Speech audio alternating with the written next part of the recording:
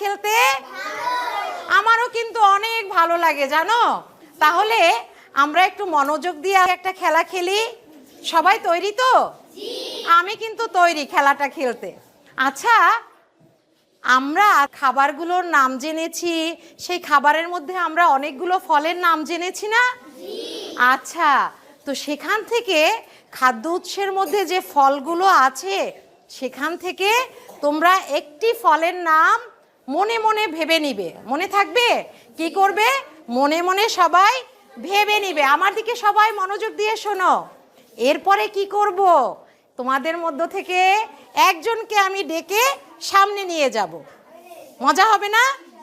আচ্ছা, সামনে নিয়ে যাওয়ার পরে কি হবে? এবার তোমাদের একটু ভিন্নভাবে চিন্তা করতে হবে। কেমন? তোমাদের সামনে যে বন্ধু দাঁড়িয়ে আছে সে কোন ফলটি নিয়ে ভেবেছে তা তোমাদের